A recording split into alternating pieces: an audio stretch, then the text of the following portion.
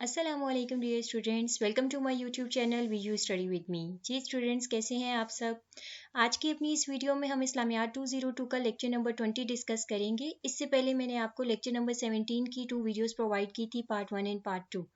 जो lecture number आपका 18 और 19 है वो भी उलूमुल कुरान से ही रिलेटेड है, बट उसमें आपके जो लेक्चर्स मैंने रीड किया है उसमें तमाम जो है वो आयात गिवन है। ठीक है, एज अ MCQs तो वो लेक्चर आप लोगों के इतने इंपॉर्टेंट नहीं है, दोनों 18 भी और 19 भी, बट आपके शॉर्ट क्वेश्चंस के और आपके लॉन्ग क्वेश्चन के हवाले से वो मोस्ट इंपॉर्टेंट है दोनों। तो आप लोगों ने उनको अच्छे से प्रिपेयर करना है। इंशाल्लाह मैं जल्द ही आपको उन लेक्चर्स को डीपली रीड कर लूँगी। अगर उनमें से मुझे कोई MCQs मिले जो आप लोगों के पेपर में आ सकते हैं या आपके क्विजेज में आ सकते हैं, तो इंशाल्लाह मैं वो भी आपको जल्द प्रोवाइड कर दूँगी। तो आज के लेक्चर की तरफ चलते हैं। आज का लेक्चर है उलूमुल हदीद। ठीक है, ये 1 है। लिटरल मीनिंग देख लेते हैं हदीद का। The literal meaning of Arabic word hadith. एक तो आपने ये याद रखना है कि हदीद क्या है, अरेबिक वर्ड है, और इसका लिटरल मीनिंग क्या होता है। An item of news, conversation, a tale, a story, a report. ठीक है, ये तमाम इसके लिटरल मीनिंग है। ब्रीफ करूँगी। बाकी लेक्चर ये है कि शॉर्ट लेक्चर आप लोग लाजमी ले लीजिए, क्योंकि काफ़ी मतलब इसमें कॉन्सेप्ट्स हैं किसी चीज़ों के, तो वो आप लोग अच्छे से ताकि क्लियर हो जाए। The secondary meaning of hadith as adjective. अब इसका सेकेंडरी मीनिंग क्या है, एक तो ये एडजेक्टिव है, दूसरा इसका जो मीनिंग है वो क्या है, न्यू, एज अपोज्ड कदीम। ठीक है, लेकिन ये इसकी मेन डेफिनेशन नहीं है, ये जस्ट स्टेटमेंट से मुझे था। मेन चीज़ इसकी ये है कि ये एडजेक्टिव है, जो सेकेंडरी मीनिंग है वो एडजेक्टिव में आता है। The word hadith has been used in the Quran in the sense of. अब देख लेते हैं, the word hadith has been used in the Quran in the sense of, यानी कि अब कुरान पाक में अगर वो आपको पूछ लें कि कुरान पाक में जो हदीस का वर्ड है वो किस तरह से यूज़ हुआ है या क्या वर्ड कुरान पाक में यूज़ हुए हैं हदीस के लिए, तो वो है स्टोरी, कम्युनिकेशन, मैसेज। ये भी आपने याद रखना है कि कुरान पाक में हदीस के लिए कौन से वर्ड यूज़ हुए हैं। The word hadith has been adopted as a technical term for the speech act, silent approval and communication of the prophet. ये ट्रू है। ठीक है, अब ये भी एक मतलब आप इसको डेफिनेशन भी कह सकते हैं, हदीस के हवाले से ही है कि इसमें अगर टेक्निकल टर्म में देखें तो ये किसके लिए, मतलब स्पीच है, साइलेंट अप्रूवल एंड कम्युनिकेशन है किसकी, आप सल्लल्लाहु अलैहि वसल्लम की। The speech act, silent approval and narration of conduct of the prophet is called hadith. ये अब आ गई मेन टेक्निकल मीनिंग क्या होता है। अभी हमने ऊपर लिटरल मीनिंग देखे थे, अब ये क्या है, ये टेक्निकल मीनिंग है। टेक्निकल मीनिंग इसका क्या है, speech act, silent approval and narration of conduct of the prophet is called hadith. और ये हदीद की डेफिनेशन भी है। Hadith is made up of dash component, 2 components. आपने याद रखना है हदीद के कितने कंपोनेंट हैं, 2 कंपोनेंट्स हैं। अब यहाँ से आपके मोस्ट इम्पॉर्टेंट शुरू हो रहे हैं MCQs, तो वीडियो को थोड़ा सा समझ लीजिएगा और फुल वॉच किया करें ताकि आपके जो हिडन MCQs होते हैं वो भी आप समझ लें और थोड़ा सा आपका जो इनसे रिलेटेड कॉन्सेप्ट होता है वो भी क्लियर हो जाए। ठीक है, अब हदीस के कितने कंपोनेंट हैं, 2 कंपोनेंट्स हैं। कौन कौन से हैं, इस्नद है और मतन है। अब आपने ये 2 नाम याद रखने हैं। अगर ये आ जाता है तो आपने ये मतलब उसको सेलेक्ट करना है कि ये कंपोनेंट है। ठीक है, इस्नद और मतन दोनों इसके कंपोनेंट है। इस्नद का मीनिंग क्या होता है, चेन ऑफ नरेटर्स, और मतन का मीनिंग क्या होता है, कंटेंट। अब ये भी आगे वही इसमें देख लीजिए, this is the chain of narrator through which the hadith is narrated, this is the main text of hadith, the narrated speech of the prophet. ठीक है, नेक्स्ट चलते हैं। There are different types of a hadith according to their dash. अब यहाँ पे देख लेते हैं कि हदीस की डिफरेंट टाइप्स हैं।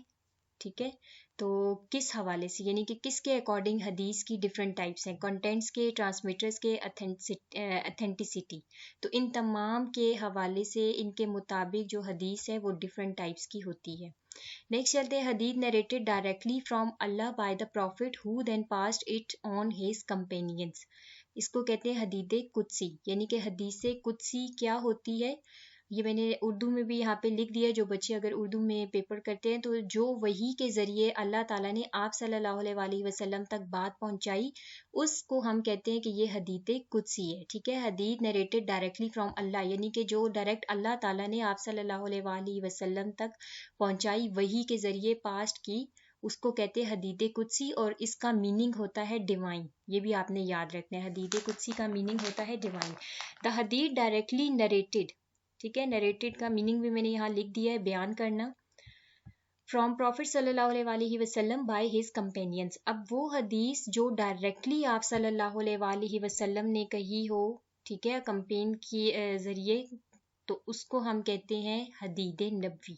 ये अब आप लोगों ने डिफरेंस याद रखना है, हदीस कुदसी कौन सी है, हदीद नबवी कौन सी है, ठीक है। हदीद कुदसी जो है वो डायरेक्टली फ्रॉम अल्लाह है, और हदीद नबवी डायरेक्टली नरेटेड फ्रॉम मोहम्मद सल्लल्लाहु अलैहि वसल्लम है। इसके बाद है the isnad of which coheres continuously through the transmission of one upright and accurate person from another up to its point of termination is known as सही।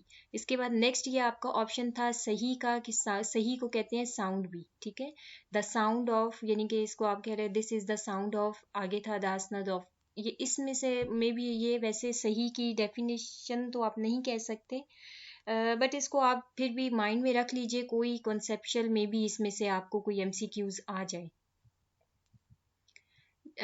Next चलते हैं, नहीं तो आप इसको शॉर्ट लेक्चर से, ये वाला जो MCQ 11 है, शॉर्ट लेक्चर से आप इसको प्रॉपर इसका कॉन्सेप्ट क्लियर कर लीजिएगा, हैंड आउट से भी देख लीजिएगा।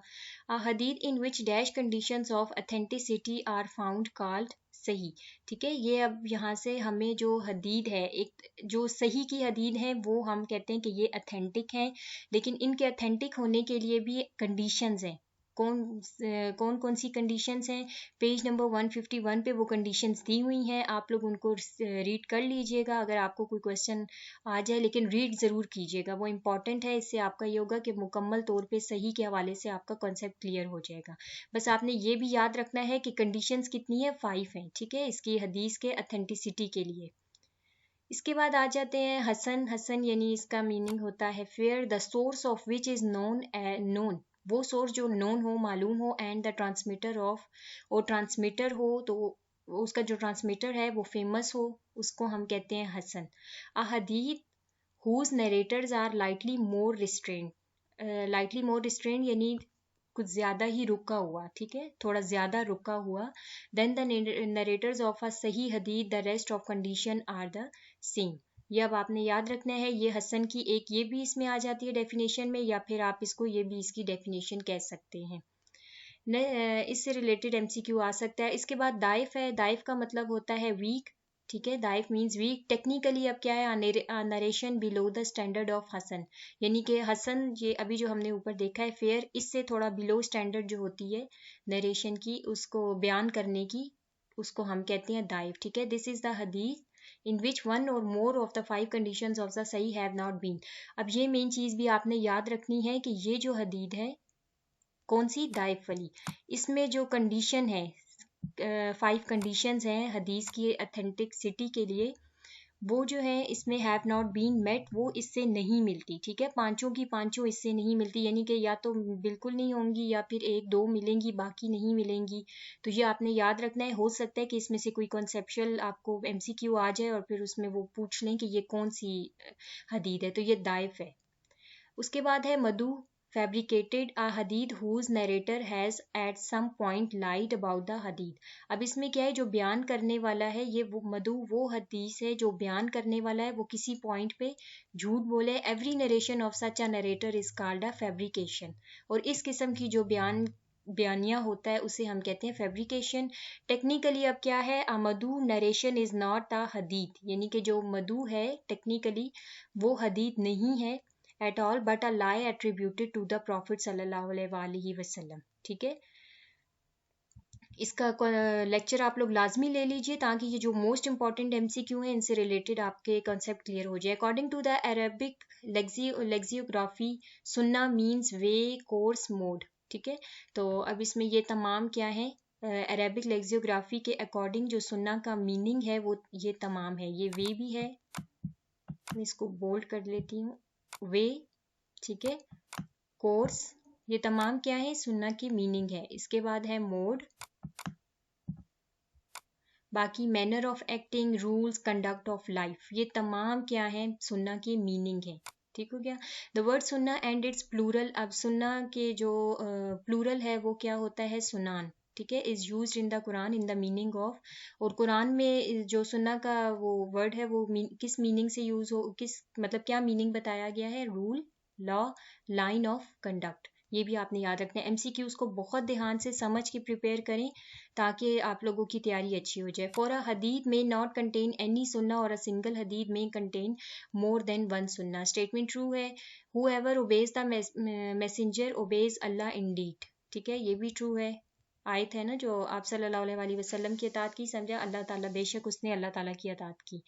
The person cannot be true believer until he submits his matter to the Prophet sallallahu alaihi wasallam, which means to the sunnah of the Prophet। ये भी स्टेटमेंट हुआ है, यानी कि इंसान जब तक एक ट्रू बिलीवर नहीं बन सकता जब तक वो अपने तमाम मामलात आप सल्लल्लाहु अलैहि वसल्लम की बताई हुई सुन्नत के मुताबिक ना हल करे, ठीक है, उनको लेके चले।